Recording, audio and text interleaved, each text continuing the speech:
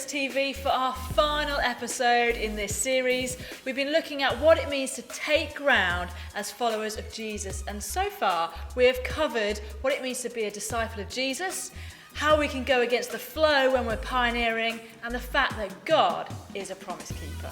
And that takes us nicely into our last episode, in which today we're going to be exploring how we need to have courage, even when stepping into the unknown. When we take ground, when we push out and do things for Jesus, we're going to have things that are going to challenge us, that are going to push us, and maybe even scare us a little bit. We are told repeatedly in the Bible to be courageous, and so today we'll be sharing that same message, that we are called to be courageous in our walk with God and in our faith.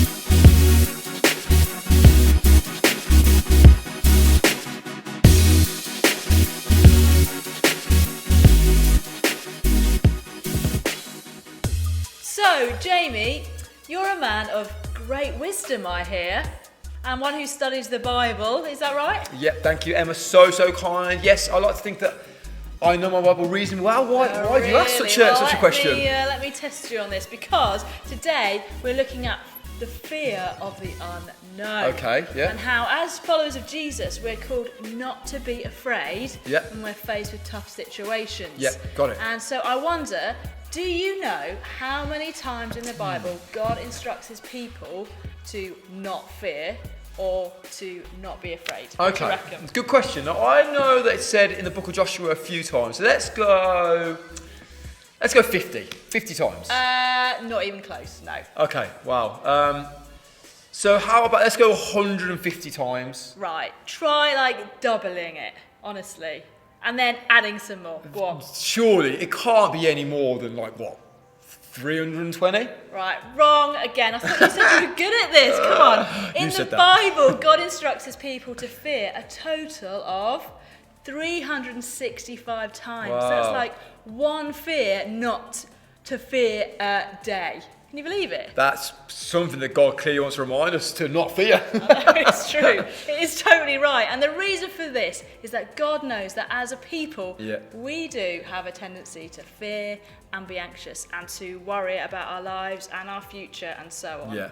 And I wonder if fear has ever stopped you from doing something which you knew you should do.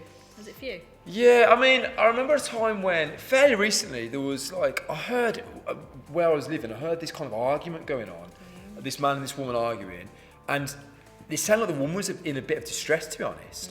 And I was in myself, I was like, man, I should really go out and see if I can help the situation, see if I can do something, but I'm not gonna lie to you, I was scared of getting a beating. I was scared of what the guy. I was scared of what the kind of reaction of the guy would be. I was scared that he may, turn on me. And I suppose really I chickened out of a situation where I should have done something about it. Sure. Yeah. Well, it's difficult to know what to do in those situations, isn't it? And I'm sure, just like Jamie's story there, we've all had times in our lives when the fear of something can stop us doing something that we actually know we should do. Yeah, that's right. And however, most times it's the fear of the unknown. Yeah. Not knowing what will happen in a situation that actually is worse than the thing itself. I know for me, part of my story is that this last year has been pretty difficult, to be honest with you, because I did get COVID and I got the version that is long COVID. Oh, wow. And so I've been ill for about 18 months off and on. Wow. And obviously that's not great in itself, but actually it's been the fear of the unknown that has been worse than some of the symptoms itself. Sometimes the symptoms aren't nice, but actually not knowing what they're doing to your body, or we haven't known enough about COVID and stuff to know what it would do long term. And so the fear of the unknown about that quite often was worse than the symptom itself, if that makes sense. Yeah, crazy. So quite often it is the fear of the unknown which makes life more scary and is worse than the thing itself. So, yeah. Yeah, so, and in both the stories, my maybe more light-hearted one and Emma's one, it's the fear of the unknown, which was worse than the actual outcome itself. Fear can do a funny thing to us, can't it? We want to tell you today that the opposite of fear is in fact courage. Yeah. And that as followers of Jesus, we are called to be courageous in our life and faith, especially when looking to take ground in our lives and in situations. Yeah. Jamie and I want to read you a few different verses from the Bible, some of those 365, to encourage you to be courageous, knowing that God is with you in any situation which you may be facing that feels big, that feels scary, that feels like you are stepping into the unknown. So here's one of them. Isaiah 41:10 says, "So do not fear, for I am with you.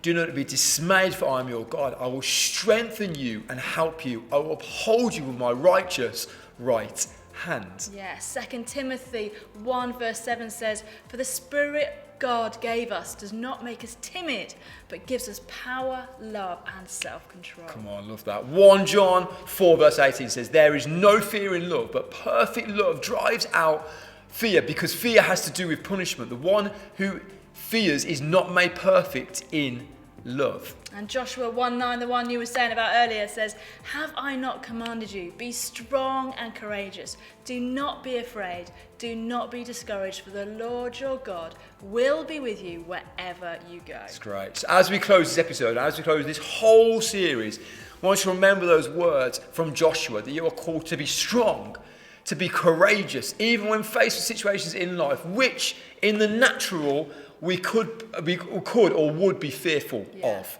In our lives, when we're looking to take ground, we will face tough situations. Yeah. Situations which leave us with a sense of the unknown. However, don't be afraid to trust an unknown future to a known God.